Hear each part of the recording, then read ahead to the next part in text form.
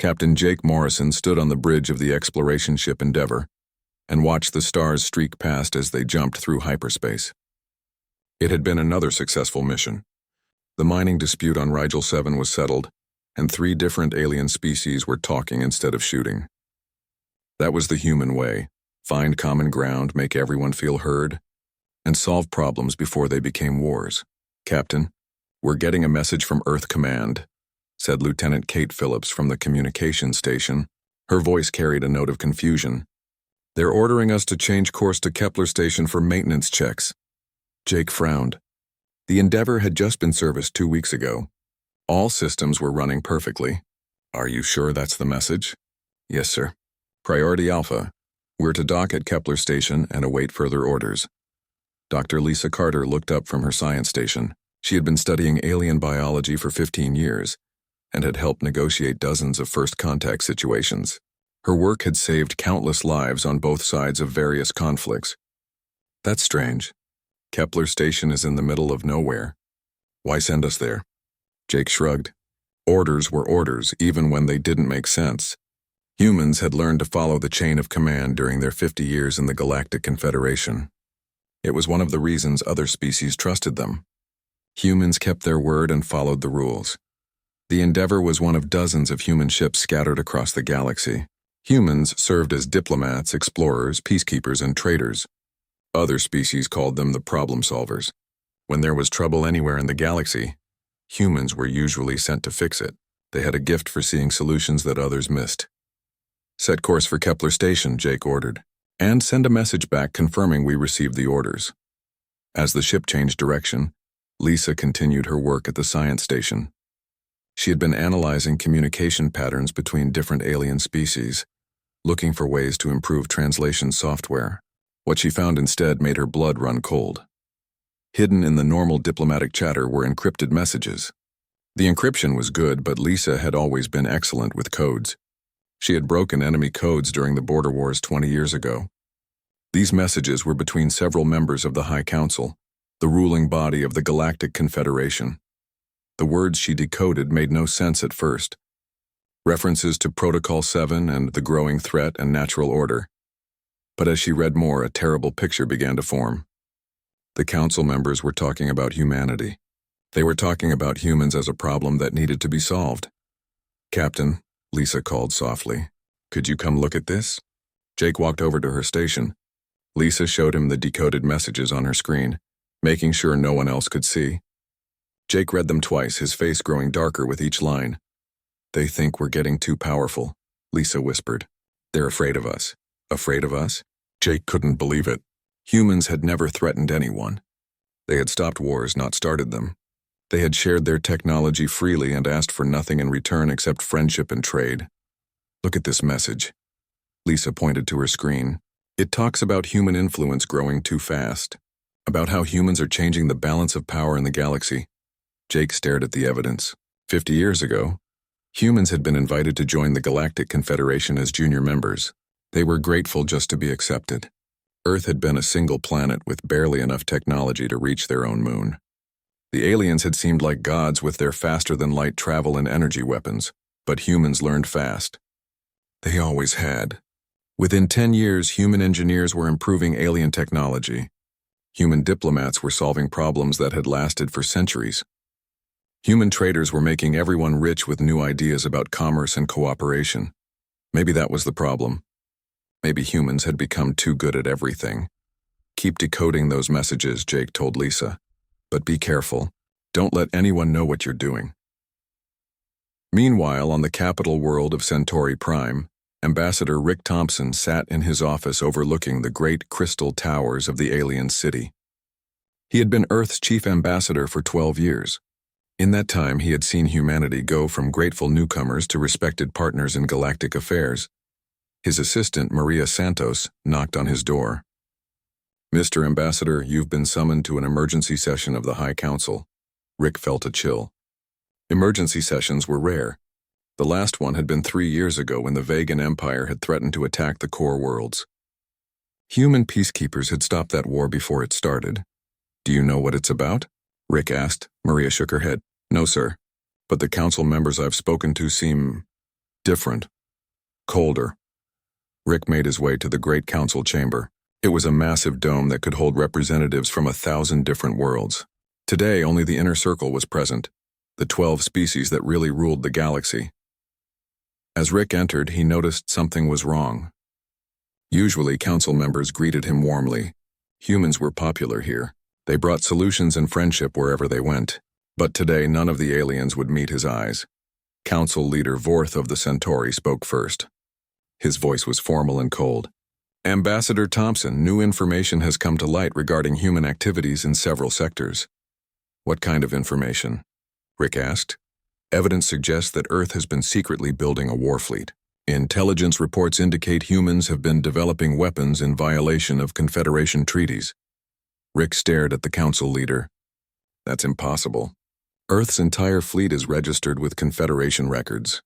We have 12 exploration ships, 6 cargo vessels, and 2 small patrol craft. Hardly a war fleet. Nevertheless, Vorth continued, the council has voted to suspend human membership pending a full investigation. The words hit Rick like a physical blow. Suspended? After 50 years of loyal service. After all the wars humans had prevented and all the problems they had solved. Council leader, I request permission to contact Earth and discuss these charges. Communication with Earth has been temporarily restricted, another council member said. For security reasons. Rick felt the trap closing around him. This wasn't about evidence or investigations. This was about fear. The aliens were afraid that humans had become too powerful, too influential, so they were cutting humanity off before humans could become a real threat. Back on the Endeavor, the ship was approaching Kepler Station. Jake studied the station through the main viewer.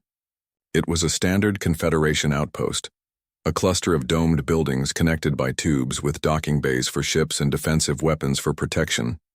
But something was wrong. The defensive weapons were all powered up and turned inward toward the docking bays. That wasn't normal procedure. Lisa, are you getting any readings from the station?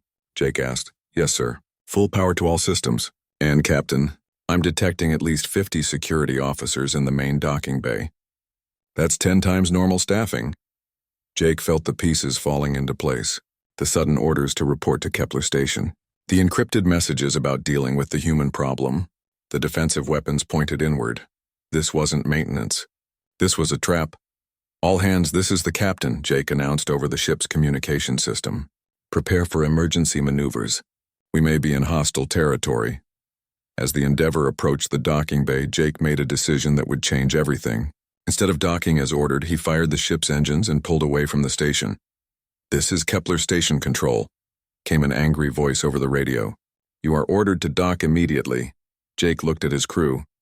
They were good people. They had served the galaxy faithfully for years.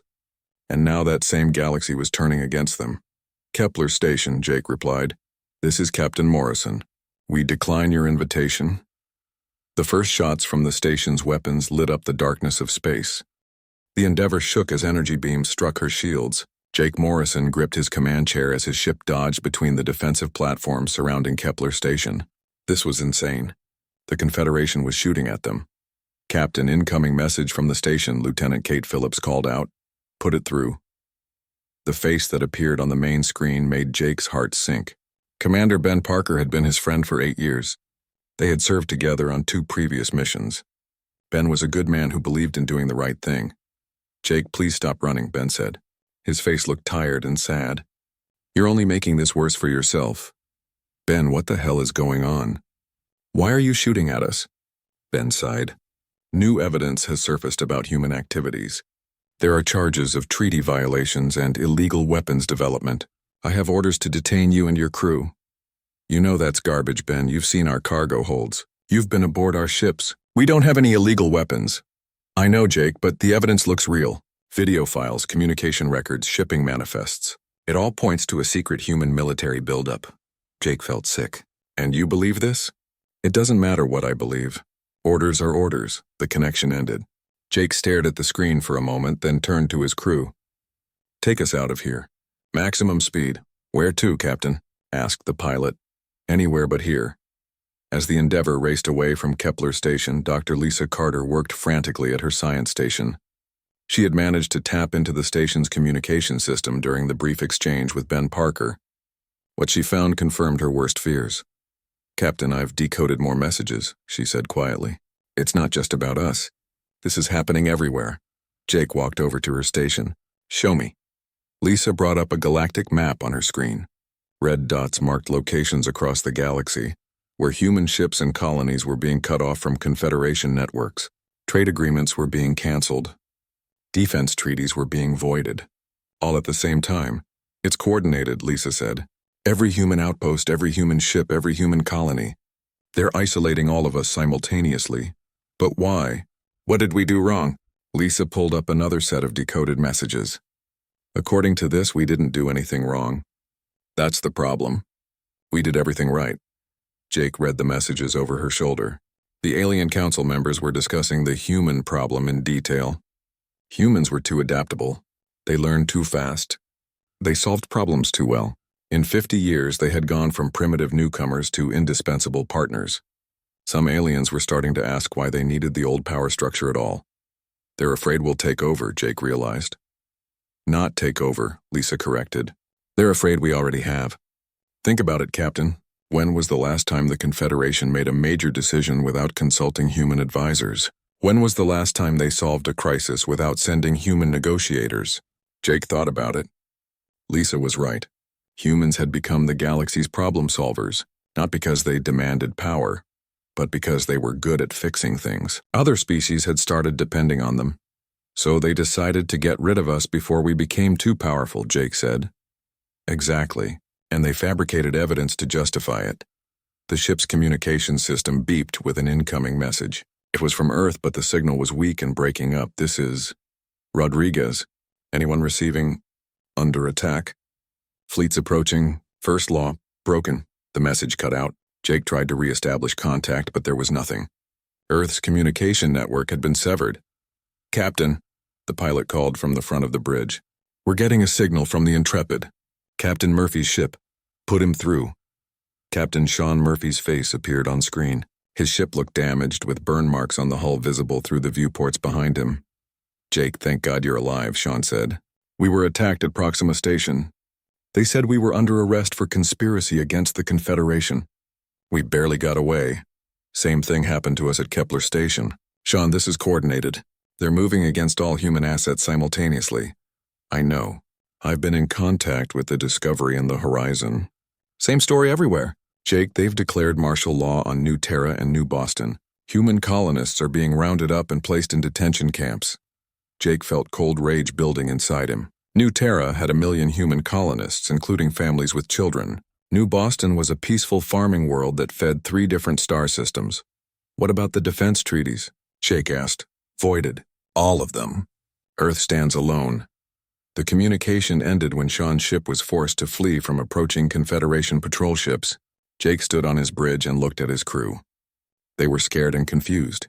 They had served the galaxy faithfully, and now that same galaxy was hunting them. "Captain," Lisa said softly, "I'm picking up a coded transmission. It's using old Earth military encryption. Put it through." The voice that came over the speakers was calm and controlled. "This is Admiral Susan Clark, Earth Defense Force. All human vessels in Confederation space, be advised that Earth is now under siege. Confederation fleets are approaching all human colonies. We are implementing Protocol Omega. Return to Earth immediately if possible. If not possible, find safe harbor and await further instructions." They broke the first law of the stars. Humanity will remember. Jake had never heard of Protocol Omega, but he knew Admiral Clark. She had been a war hero during the border conflicts before humans joined the Confederation. If she was in charge of Earth's defense, then Earth was taking this seriously. "Set course for Earth," Jake ordered. "Captain, that will take us through 3 Confederation patrol zones," the pilot warned. "Then we go around them. We're going home." As the Endeavor began its long journey toward Earth, Jake thought about what Admiral Clark had said. They broke the first law of the stars. Jake had never heard of such a law, but he understood what she meant. The first law of survival in a dangerous galaxy was simple: never betray those who trust you. Humans had trusted the Confederation. They had given their loyalty, their service, their blood to keep the peace, and the Confederation had repaid that trust with betrayal. Back on Kepler Station, Commander Ben Parker sat in his office and stared at the reports coming in from across the galaxy. Human ships were disappearing from Confederation space. Some were destroyed, but most were simply vanishing. The Confederation's tracking systems couldn't find them. Ben had served with humans for years. He knew how they thought, how they fought, how they solved problems. The Confederation leadership thought they were dealing with primitives who would surrender when faced with overwhelming force. Ben knew better. He had seen humans fight when they were cornered. He had seen what they could do when they were angry. The Confederation had made a terrible mistake. They had turned humanity's greatest strength against them. Humans didn't know how to give up. They didn't know how to surrender. When humans were betrayed, they didn't forgive. They got even. Ben's communication console beeped with a priority message from the High Council. He opened it and read the new orders. The Confederation was demanding that all human colonies surrender unconditionally. Any resistance would be met with overwhelming force. Ben shook his head. The Council still didn't understand what they had done. They had just declared war on the most dangerous species in the galaxy. Not because humans were the strongest or the smartest, but because humans were the most stubborn. And now every human in the galaxy knew that the Confederation couldn't be trusted. Ben deleted the orders without passing them along to his staff. He had decided which side he was on. When this war was over, he wanted to be on the winning side. And Ben Parker knew that betraying humanity was the fastest way to lose any war. President Amy Rodriguez stood before the emergency session of the United Earth Assembly. Representatives from every human world sat in the great hall beneath the dome that showed Earth's blue sky above them. 3 days had passed since the Confederation's betrayal began. 3 days since humanity learned they stood alone. Amy looked out at the faces before her. She saw anger, fear, confusion, and something else. Something that made her proud to be human. She saw determination. Fellow humans, she began, her voice carrying clearly through the hall. 3 days ago, the Galactic Confederation broke the most sacred law of civilized society. They betrayed those who trusted them. They betrayed us. Murmurs of anger rippled through the assembly. Amy raised her hand for silence, but they made one crucial mistake. They thought we would surrender. They thought we would beg for mercy. They thought we would accept whatever fate they decided for us. Amy's voice grew stronger. They were wrong. The hall erupted in cheers. Amy waited for quiet before continuing. The Confederation wants to see what humans do when cornered. They want to see what happens when you betray a species that gave you 50 years of loyal service. They're about to find out. Amy gestured, and the great dome above them changed from showing sky to showing space. The assembly gasped. Surrounding Earth were hundreds of ships. Not the 12 exploration vessels the Confederation knew about, but massive warships bristling with weapons. General Matt Stevens will now brief you on humanity's true defensive capabilities. General Stevens stepped forward. He was a tall man with gray hair and scars from the border wars. He had been preparing for this day for 20 years. Ladies and gentlemen, Stevens began, what you see above us is the Earth Defense Fleet. For the past 30 years, while we served the Confederation as diplomats and peacekeepers, we also prepared for the possibility that our allies might become our enemies. Stevens activated a holographic display showing the solar system.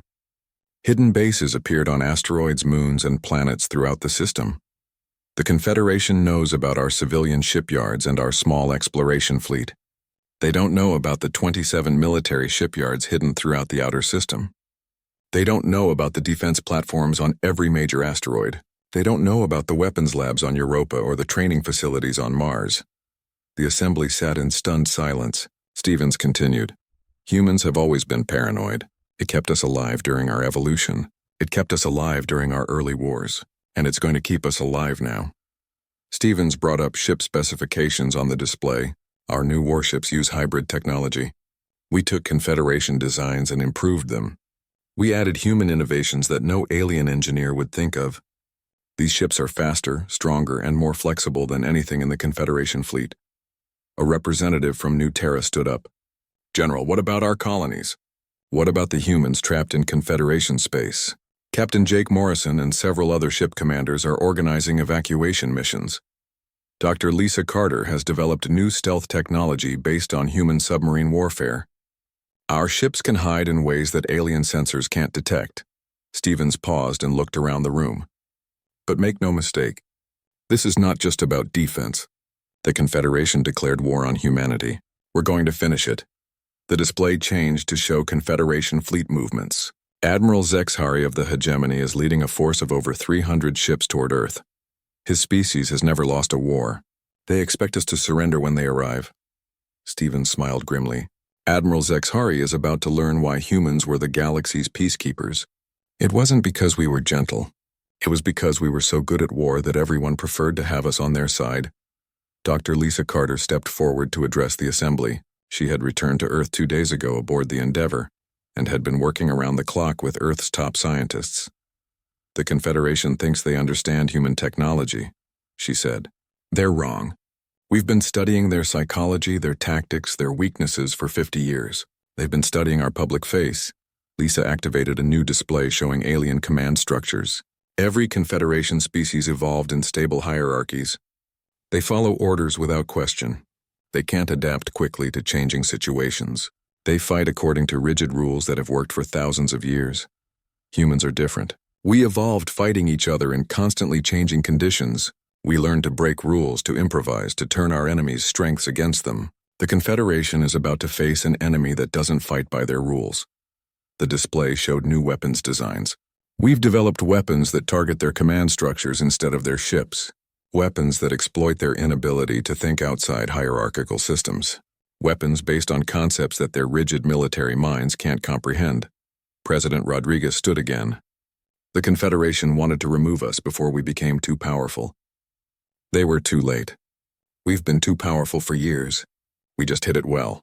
The assembly burst into applause. Amy continued when it died down. But this isn't about conquest. We don't want to rule the galaxy. We want to teach the galaxy a lesson. Betrayal has consequences. Trust must be earned. And mercy is a gift, not a right. Captain Jake Morrison's voice came over the communication system from his ship now in Earth orbit. Madam President, Confederation scouts have been detected at the edge of the solar system. The main fleet will be here within hours. Amy nodded. General Stevens, are we ready? Yes, Madam President. All defense platforms are online. The fleet is in position. Captain Morrison's ships have completed evacuation of the outer colonies. We're as ready as we'll ever be. Amy looked around the assembly one last time. Then let's show the galaxy what happens when you break faith with humanity. High above Earth, the Confederation fleet began to appear at the edge of the solar system. Admiral Zexhari stood on the bridge of his flagship, the Dominion. He commanded over 300 of the most advanced warships in the galaxy. He had conquered 17 different species during his career. Humans would be an easy addition to his list. Admiral, his sensor officer, reported, we're detecting unusual energy readings throughout the system. Elaborate. There are artificial structures on most of the asteroids and several moons. Much more than our intelligence reports indicated. Zexhari dismissed the concern with a wave. Humans are miners and engineers. They build things everywhere they go. It doesn't matter. 300 warships against 12 exploration vessels. This'll be over in minutes. His communication officer spoke up. Admiral, we're receiving a transmission from Earth. Put it through. Let's hear them beg for mercy. President Rodriguez's face appeared on the main screen. Behind her stood General Stevens and other human leaders. Zexhari was surprised by their expressions. They didn't look afraid. They looked angry. Admiral Zexhari, Amy said calmly, I am President Rodriguez of the United Earth Government. You are trespassing in human space. Leave immediately, Zexhari laughed. President Rodriguez, you are in no position to make demands. Surrender unconditionally and your people will be treated fairly under Confederation law. Admiral, you seem to be under the impression that you have the advantage here. I have 300 warships. You have 12 exploration vessels. Yes, I believe I have the advantage, Amy smiled. It was not a pleasant smile. Admiral, you're right about one thing. We do have 12 exploration vessels, but you're wrong about one important detail, which is, those aren't the only ships we have.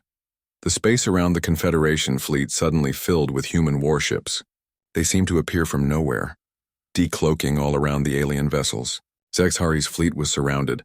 Admiral, Amy continued, you broke the first law of the stars. You betrayed those who trusted you. Now you get to learn why that law existed in the first place. The screen went dark. Admiral Zexhari stared at his sensor displays in shock. 300 Confederation ships were surrounded by over 400 human warships that had appeared from nowhere. How is this possible? He whispered. His tactical officer answered grimly. "Admiral, I don't think we know as much about humans as we thought we did." Admiral Zexhari stared at his tactical display in disbelief. 400 human warships surrounded his fleet, ships that shouldn't exist. Ships that had appeared from nowhere using technology the Confederation didn't understand. "Open a channel to all ships," he ordered. His voice was steady despite the shock. He had been a warrior for 40 years. He would not show fear now. "This is Admiral Zexhari of the Hegemony Fleet to all human vessels. You are outnumbered and outgunned. Surrender now and we will show mercy." The response came from Captain Jake Morrison aboard the human flagship Retribution. "Admiral Zexhari, this is Captain Morrison. You seem confused about who is outnumbered. You have 300 ships. We have 400. You're surrounded. Impossible. Our intelligence reports show humans have only primitive weapons and weak shields. Your intelligence was wrong. You've been looking at our civilian ships. These are our military vessels. There's a difference." Zexhari studied his sensors more carefully. The human ships were indeed more advanced than anything in Confederation records. Their energy signatures were completely different from known human technology. "Captain Morrison, I offer you one final chance to surrender. The hegemony has never lost a battle. We have conquered 17 species. We will not be defeated by primitives from a backward world." Jake's reply was calm and cold. "Admiral, you broke faith with humanity. You betrayed people who trusted you. Now you face the consequences. There are no surrenders in this fight." The Battle of Seoul began with Admiral Zexhari's confident attack order. His ships moved in traditional Confederation formation, a disciplined advance with heavy ships in the center and lighter vessels on the flanks. It was a formation that had won 1,000 battles across the galaxy. The human response was chaos. At least it looked like chaos to alien eyes. Human ships split apart, regrouped, scattered in all directions, then suddenly appeared where they weren't expected. They fought like no military force the aliens had ever seen. "What are they doing?" Zexhari demanded as his neat battle lines dissolved into confusion. "I don't know, Admiral," his tactical officer replied. "They're not following any recognizable military doctrine. Their movements make no sense. That was the problem. Human military doctrine had been shaped by thousands of years of warfare against other humans. Humans had learned to fight enemies who were just as smart, just as adaptable, and just as tricky as they were. Alien warfare was based on rigid hierarchies and predictable responses. Human warfare was based on the assumption that your enemy would do the unexpected." Captain Morrison coordinated the human fleet from his command ship. He had been studying alien tactics for 20 years. He knew their weaknesses. "All ships, execute Pattern 7, he ordered. The human fleet suddenly broke apart into small groups that attacked from multiple directions simultaneously. Alien ships found themselves fighting enemies on all sides. Their formation, designed to concentrate firepower forward, became a liability when the enemy was everywhere at once. Dr. Lisa Carter's psychological warfare began during the first hour of battle. Human ships broadcast messages on all alien frequencies. The messages showed historical footage of human conflicts, the world wars, the border conflicts, the liberation of Titan. Alien crews watched in horror as humans fought battles that destroyed entire cities rather than surrender. They saw footage of human soldiers continuing to fight even when outnumbered 10 to 1. They saw humans turn their own infrastructure into weapons rather than let enemies capture it. "What kind of species fights like this?" an alien officer whispered as he watched footage of humans defending their positions to the last soldier. The psychological impact was devastating. Alien species had evolved in stable hierarchies where defeat meant accepting a new place in the order. Humans had evolved where defeat meant extinction. They fought accordingly. The human weapons were unlike anything the Confederation had seen. Instead of trying to destroy enemy ships, they targeted command and control systems. Human missiles didn't explode. They released swarms of nanobots that infiltrated alien computer networks and turned ships against their own fleets. "Admiral, the Conquest is firing on our own ships," an officer reported. "Order them to stop immediately." "Sir, they're not responding to our communications. Their command systems appear to be compromised." Zexhari watched as more of his ships turned against him. Human technology was rewriting alien software faster than his engineers could stop it. Confederation ships began attacking each other while human vessels watched from safe distances. On Earth, General Stevens coordinated the global defense while monitoring the space battle above. Reports were coming in from human colonies across the galaxy, and the news was better than he had dared hope. The mining colony on Rigel 7 was supposed to be an easy target for occupation forces. Instead, the human miners had turned their entire operation into a fortress. Mining lasers became anti-ship weapons. Excavation explosives became orbital mines. The aliens found themselves fighting not just human soldiers but an entire world that had been weaponized overnight. General, his aide reported, New Terra is reporting similar success. Colonial militia have captured 3 Confederation destroyers and are using them against the blockade fleet. Stevens smiled grimly. This was what aliens didn't understand about humans. Every human colony was a potential military base. Every human civilian was a potential soldier. Every human tool was a potential weapon. The Confederation had expected to fight human military forces. Instead, they were fighting human civilization itself. Back in space, Admiral Zexhari was learning the same lesson. His fleet was being destroyed not by superior firepower, but by superior thinking. Human tactics made no sense according to alien military theory, which was exactly why they worked. Admiral, his communication officer called out, "We're receiving surrender offers from several of our ships." Surrender? To whom? To the humans, sir. Captain Morrison is offering to accept surrender and guarantee fair treatment under galactic law. Zexhari couldn't believe it. His own ships were surrendering to the enemy. Order them to continue fighting. Sir, they're not responding to our commands. The human electronic warfare has compromised most of our fleet communication systems. The Admiral looked at his tactical display. Of his 300 ships, over 100 had been captured or disabled. Another 50 were fighting under human control. The remainder were scattered and confused. His flagship shuddered as human weapons found their target. The Dominion's shields were failing rapidly. Damage report, Zexhari ordered. Shields at 30% and falling. Main weapons offline. Engineering reports multiple system failures. How is this possible? We have the most advanced military technology in the galaxy, his chief engineer answered from the damage control station. Admiral, the humans aren't fighting our technology. They're fighting our thinking. Their weapons target things we never thought to protect, because we never thought anyone would attack them that way. A new voice came over the communication system. It was Captain Morrison. Admiral Zexhari, this is your final warning. Surrender your remaining ships and we'll guarantee safe passage home for all survivors. Continue fighting and face complete destruction.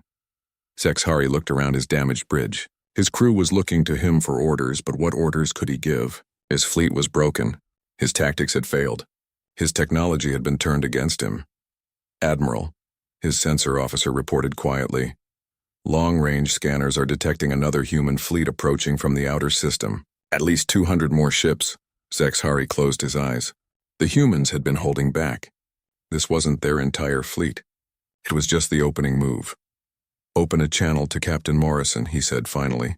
Admiral Zexhari calling Captain Morrison, I request terms for surrender. Jake Morrison's face appeared on the alien flagship's main screen. Admiral, you brought 300 ships to attack Earth. You came here to conquer humanity. You came here because you thought we were weak. Yes, Zexhari said quietly. You were wrong about us being weak, but we're going to be merciful anyway, not because you deserve it, but because that's who we are. Morrison paused, then continued. Your surviving ships will be escorted to the edge of our system and released. Your wounded will be treated by our medical teams. Your dead will be returned to their families with full honors, and in return, you go home and tell the galaxy what happened here. You tell them what happens when someone breaks faith with humanity. You tell them that we gave you mercy this time, but we won't be so generous to the next species that betrays us. Zexhari nodded slowly. I understand. I hope you do, Admiral, because if we have to fight this war again, we won't be fighting to defend ourselves. We'll be fighting to make sure no one ever threatens us again. The screen went dark. Admiral Zexhari sat in his command chair and contemplated the wreckage of his fleet. He had been sent to conquer a primitive species and add them to the Confederation's list of subjects. Instead, he had discovered that humans were the most dangerous species in the galaxy. Not because they were the strongest or the smartest, but because they were the most unpredictable, and now they were angry. 3 weeks after the Battle of Sol, President Amy Rodriguez stood in the same assembly hall where she had declared war on the Confederation. But the mood was different now. The anger was still there, but it was controlled. Focused. Humanity had work to do. "Fellow humans," she began. "Admiral Zexhari's fleet has returned to Confederation space. They carry with them a message about what happens when you betray humanity. But their message is only the beginning." Amy gestured to the holographic display that appeared above the assembly. It showed the galaxy with human colonies marked in blue and Confederation worlds in red. But now there were new colors. Green dots showing worlds that had declared independence from the Confederation, and yellow dots showing worlds requesting human protection. "The psychological impact of our victory is spreading faster than we anticipated," General Stevens reported as he joined the president. 17 species have declared independence from the Confederation. 23 more have requested human intervention to protect them from Confederation retaliation. Representative Sarah Walsh from New Terra stood up. "General, are we equipped to handle that many new alliances?" "That's the beauty of it," Stevens replied. "We don't need to conquer anyone. We just need to show them how to defend themselves." Dr. Lisa Carter stepped forward with her report. "Our analysis of Confederation psychology was correct. Their entire power structure was based on the assumption that no one would resist effectively. Once we proved that assumption wrong, their whole system began to collapse." Lisa activated a new display showing Confederation fleet movements. "Look at this. Instead of preparing for war with us, they're dealing with rebellions on 40 different worlds. Species that were content under Confederation rule are now asking why they need alien overlords at all." Amy nodded. "That was always the real threat we posed. Not military conquest, but the example we set. Humans proved that cooperation works better than domination. Other species are starting to realize they don't need the Confederation's rigid hierarchy."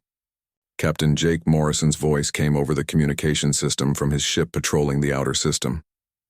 "Madam President, we're detecting another Confederation fleet approaching. This one is much larger than Zexhari's force." Amy wasn't surprised. "How large, Captain?" "Over 800 ships, Madam President. It appears to be the Confederation's main battle fleet under Admiral Thiss of the Core Worlds." General Stevens checked his tactical displays.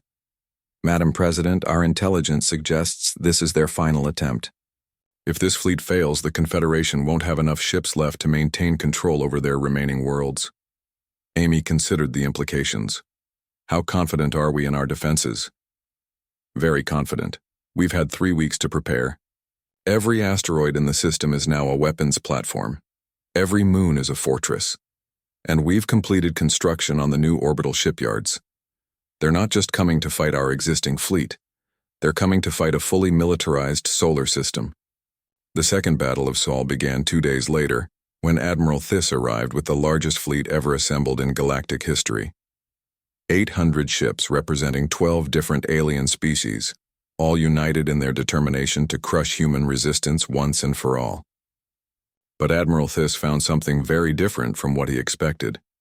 The solar system had been transformed into the most powerful military installation in the galaxy. Every piece of space debris had been turned into a sensor platform or weapon station. The asteroid belt was now a defensive network that could track and target thousands of enemy ships simultaneously. "This is Admiral Thiss of the Confederation Grand Fleet to the human leadership," he broadcast as his fleet approached Earth. "You have 48 hours to surrender unconditionally. Refuse and we will reduce your homeworld to ash." President Rodriguez's reply came immediately. "Admiral Thiss, this is President Rodriguez. You're making the same mistake Admiral Zexhari made. You think this is about our homeworld, you're wrong. Explain." "Admiral, this was never about defending Earth. This was about teaching the galaxy a lesson. Earth is just the classroom." Admiral Thiss didn't understand, but he was about to learn. The human response to his ultimatum wasn't defensive, it was offensive. Human fleets that had been hiding throughout Confederation space suddenly revealed themselves. They struck at Confederation supply lines, communication networks, and administrative centers simultaneously. While Admiral Thiss was focused on Earth, humans were systematically dismantling the Confederation's ability to function. Captain Morrison led the most audacious attack. His fleet struck directly at the Confederation capital of Centauri Prime, not to conquer it, but to rescue Ambassador Rick Thompson and other human personnel who had been imprisoned there. The raid was over in 6 hours. Morrison's ships penetrated the heaviest defenses in the galaxy, extracted every human from the capital world, and departed before Confederation reinforcements could respond. They left behind a simple message broadcast on all frequencies. This is humanity. We do not abandon our own. We do not forgive betrayal. And we do not lose. Dr. Carter's psychological warfare reached its peak during the second battle. Human ships broadcast footage of the first battle to all alien crews, showing how easily Confederation technology had been defeated. But they also broadcast something else, offers of amnesty to any alien crew that refused to fight. Attention Confederation forces, the broadcast said. Your leaders betrayed humanity after 50 years of loyal service. How long before they betray you? Humanity offers a choice. Fight for leaders who see you as expendable, or join us in building something better. The response was immediate and devastating to Confederation morale. Entire squadrons began defecting to the human side. Alien crews who had been forced to fight turned their weapons on their own command ships. Admiral Thiss watched his massive fleet dissolve before his eyes. How are they doing this, he demanded. His chief advisor, a member of the council that had planned humanity's betrayal, answered quietly. We created our own worst enemy, Admiral. We taught them that the galaxy could not be trusted. Now they're teaching the galaxy that we cannot succeed. The climax came when Admiral Thiss, seeing his fleet collapsing around him, made a desperate decision. If he couldn't defeat humanity militarily, he would destroy them completely. His flagship carried a planet-killer weapon, a device that could crack a world in half. Target Earth, he ordered. Prepare the fracture bomb. But Admiral Thiss had forgotten something important. His fleet was filled with aliens who had served alongside humans for decades. Aliens who had been friends with humans. Aliens who knew that genocide was not what they had signed up for. His own tactical officer, a young alien named Crix, who had served on human ships before the war, refused the order. Admiral, I cannot target a civilian population, Crix said. That's a direct order. Yes, sir. And I'm refusing it. Security, arrest Admiral Thiss for attempted genocide. The Confederation fleet turned against itself as officers and crew members chose sides. Those who still believed in the old ways fought, against those who had learned human values of honor and mercy. When the fighting ended, Admiral Thiss was dead, executed by his own officers for attempting to commit genocide. The Confederation fleet surrendered to the humans they had come to destroy. Captain Morrison accepted the surrender aboard Admiral Thiss's former flagship. Your crews will be treated fairly according to galactic law, he told the alien officers. Your wounded will be cared for. Your dead will be honored. Why? Asked Commander Crix, who had led the mutiny against this. Why show mercy to those who came to destroy you? Morrison smiled. Because that's who we are. We fight to protect, not to conquer. We win wars so we don't have to fight them again. 6 months later, President Rodriguez stood before the new Galactic Assembly on the former Confederation capital world. The Great Dome had been rebuilt as a symbol of cooperation rather than domination. Representatives from over 300 worlds sat together as equals rather than as rulers and subjects. The Confederation is dead, Amy announced. It died the moment they chose betrayal over trust. But from its ashes, we build something better. The new Galactic Charter was simple. All species were equal. All worlds had the right to self-determination. Disputes would be settled by negotiation, not force. And the most important rule of all, betrayal of trust is the highest crime against galactic law. Those who break faith with their allies will face the consequences of their actions. The Assembly voted unanimously to adopt the new charter. Former Confederation species joined eagerly, grateful to be free of the old hierarchy.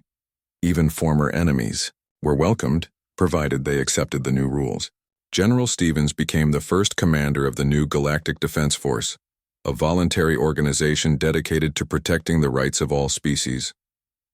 Captain Morrison was promoted to admiral and given command of the peacekeeping fleet. Dr.